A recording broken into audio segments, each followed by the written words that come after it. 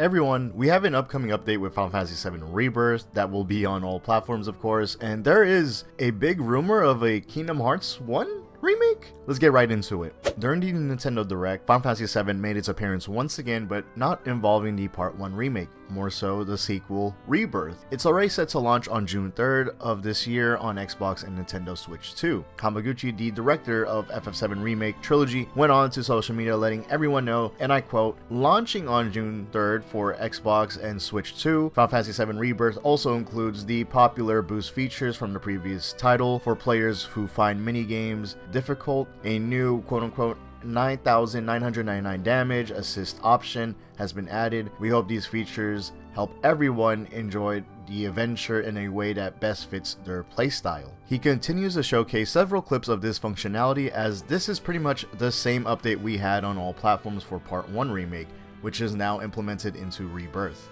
I had covered this recently, so feel free to check that out. What makes a big difference into this update for Rebirth is that there are several added features such as constant max synergy, which is the tag team mechanic, and max damage for minigames, as there are minigames that involve combat. Now, although this feature is a really great addition to the games, as some of them apply nice quality of life changes such as the double XP and triple AP to level up your characters and materia to not necessarily grind as much, which were reoccurring problems I dealt with for endgame content in both of these games. I have issues with how they treat their 100% trophies, whether you are aiming to collect all of them to have the platinum trophy. A lot of the Final Fantasy games, including this one, can be very challenging but satisfying once you achieve the 100% trophy or the platinum trophy. Ever since this update dropped for Remake Part 1, where you could basically turn on every boost feature except the max level materia, since that prevents you on getting certain trophies. I found this so odd how this is a thing. It's like their design for completionists has double standards to it, because you still easily blaze through the game and get your platinum trophy with all the other boost features on, but maxing out your materia with the Streamlined Progression system draws the line. All I really care about is how players are engaged, and FF7 Rebirth has a lot of mechanics within this game. A lot of learning to do whether you like certain content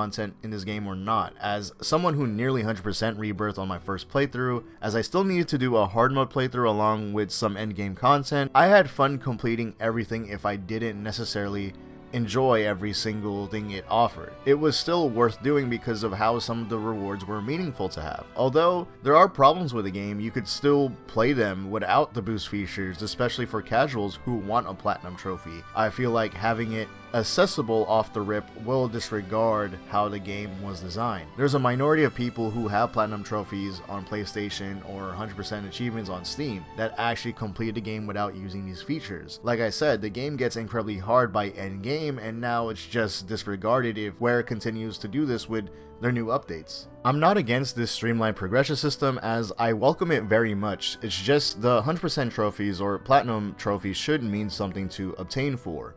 I've seen a counter argument that this is more so for accessibility features, but here's the thing, I think we are still mixing up what accessibility and difficulty are. Accessibility features are meant for people who have disabilities and can't play the game normally compared to the average player, which is why before accessibility was a thing in modern video games, they would have such a customized experience to play a game, which are things like having a modified controller or changing how their display is and functions. Things of that nature so that they could feel comfortable playing the game compared to difficulty, where that's a completely different conversation as it relates to gameplay design. Having cheats like the Streamlined Progression system takes away that engagement to learn and achieve. This honestly would have all been resolved if they just disable the trophies if you turn on the setting, but I guess maybe since Square didn't have any time to implement accessibility features for this remake trilogy, this may be a way to account for it,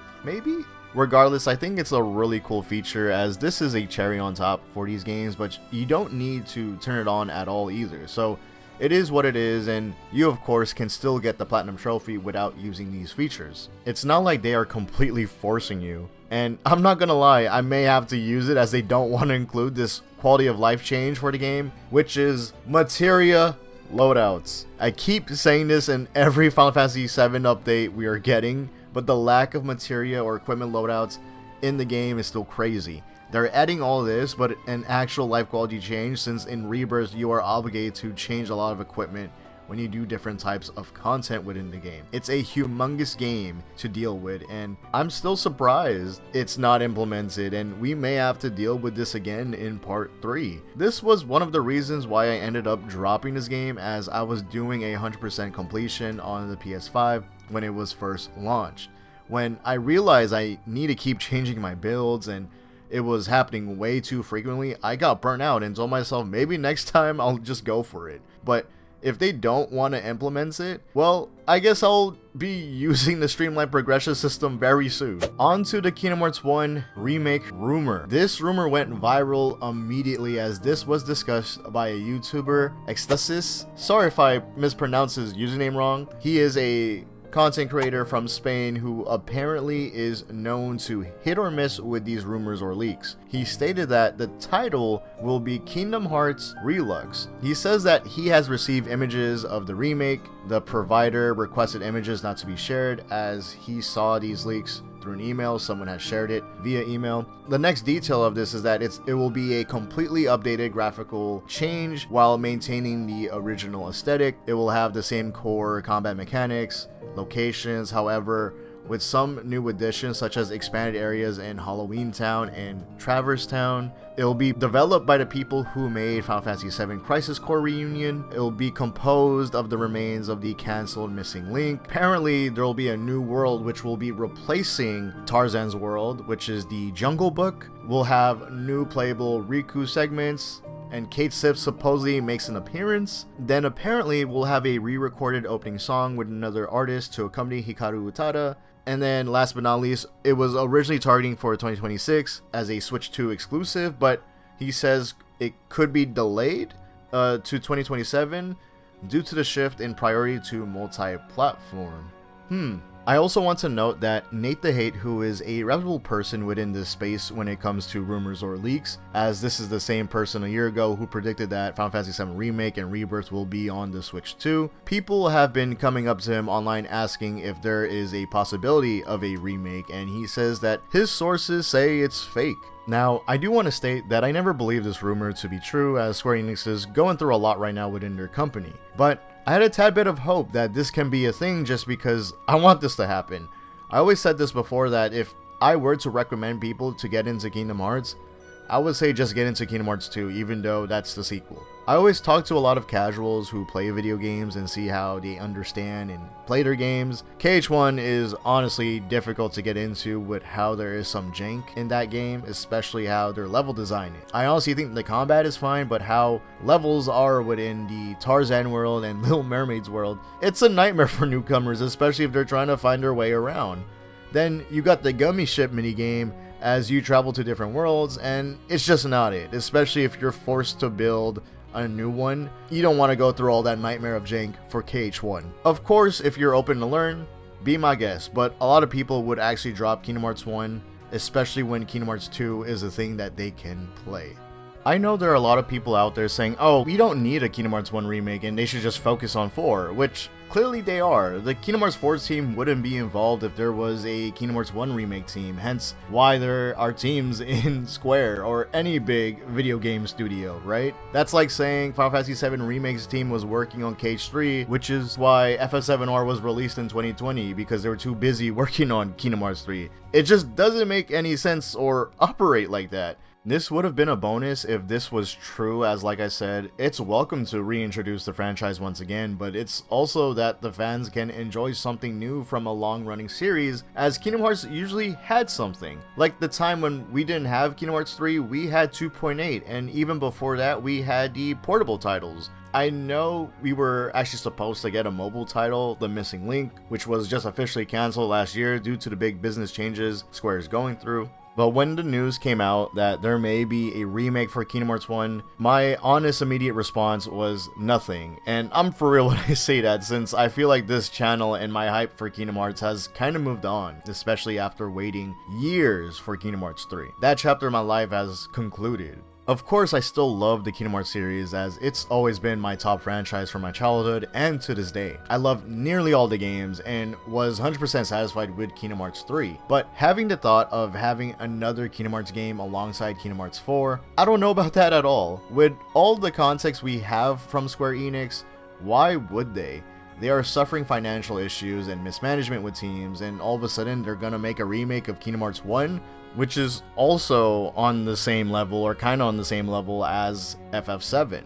There are so many things to account for, as this was the game that started it all. Especially this isn't going to be a one-to-one remake like Crisis Core Reunion. As the rumor stated, they are creating newer content to explore in this remake, and I don't know if that's possible for Square at this point. This is Final Fantasy VII's sibling, and if they were to give a good remake, Square would have to really show love and passion on this project. As they stated before, they are focusing on quality for their big titles. I don't know if the Crisis Core Reunion team can do that, as it's a very big task for an iconic game during the PS2 era. Listen, I like how they did Crisis Core Reunion with its graphics, the art style, and the new combat system, but there are a lot more things to focus on and objectives to accomplish for the Kingdom Hearts 1 remake. With all that being said, what was the major red flag that I've seen when I looked into this? And it was Kingdom Hearts 1 being a Switch 2 exclusive. It was stated around the time when FF7 Rebirth released, Square was not pleased with how much it sold on launch. That made them decide and announce to the public that they were not only focusing on quality for their big AAA titles, but also making them accessible to all platforms, as they were only exclusive to the PlayStation market at that time. Hearing it be a Switch 2 exclusive and supposedly plans change and delayed for 2027 release is very weird to read. Of course, the other red flags is what I pretty much mentioned, just having context of Square Enix revitalization of its company and them narrowing down on fewer titles to give better quality to them. Like I said, it just does not make any sort of sense on them focusing on another title, as they are trying to focus more on quality than quantity with their game. So having multiple games and then having like a big project like a Kingdom Hearts 1 remake, I don't know, man. I don't know. Another one is that we haven't had any proper marketing for Kingdom Hearts 4 since its reveal in 2022. It has been crickets from Square since then, and 4 years have passed. We have the FF7 Remake trilogy on the Switch 2. We don't even have the native ports of the collection for Kingdom Hearts, but FF7R Part 1 and 2 have already been a thing. So why would I believe a remake is coming soon? Also, we have another update from reputable source that says that this isn't true at all. I understand why people end up thinking it may be a thing, considering how the details of the game kinda line up, and makes sense for a remake with playable Riku segments, as Riku was also traveling around in Kingdom Hearts 1, but more so the Jungle Book world replacing the Tarzan world, as Disney no longer has the rights to that IP, and the history behind Jungle Book being cut from Kingdom Hearts Birth by Sleep. I get it. It makes sense if they were ever gonna remake it. This rumor though was just really out of nowhere, but at the same time it was very detailed for what it is, so it's strange how it's spread like this, other than if this YouTuber is doing it all for clout. But the fact that the main source is coming from a YouTuber says a lot, since rumors or leaks don't really come from big content creators. Also, people could easily make this up, especially if they're a Kingdom Hearts fan. Anyone could have said this for the hell of it.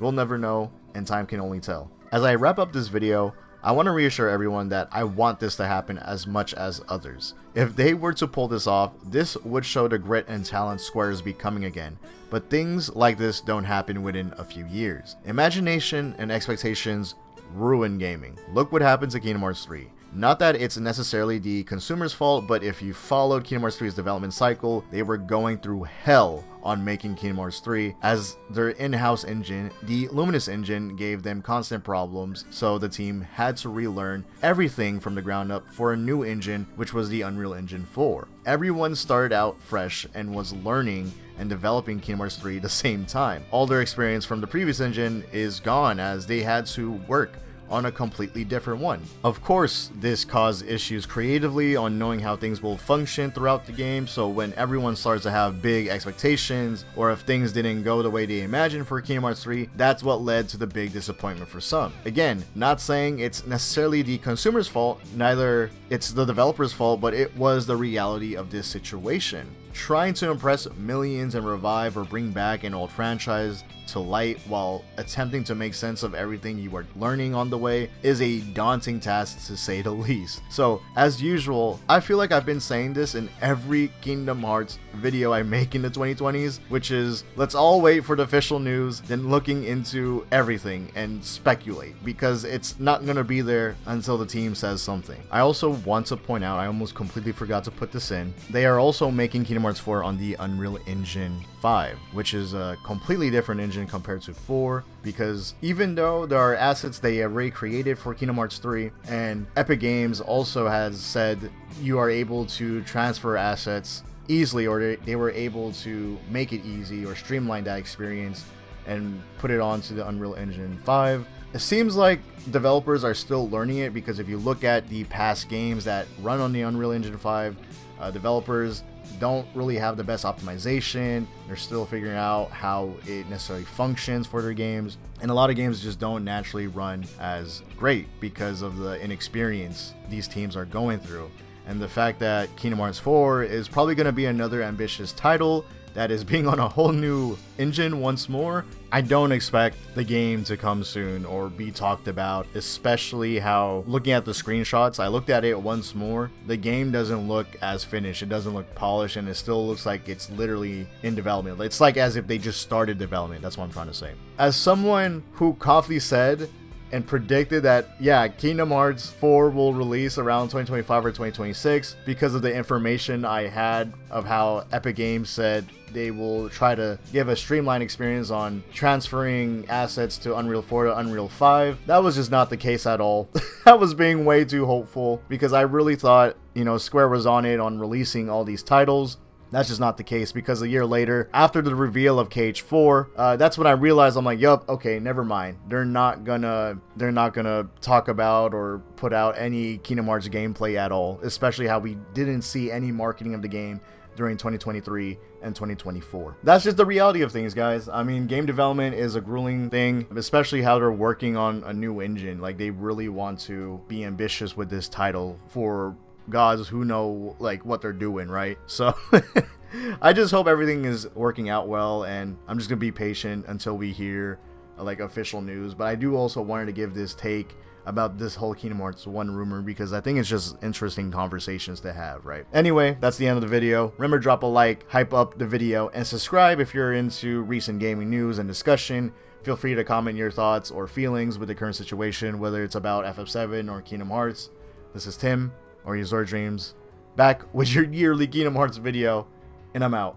Sweet dreams, everyone.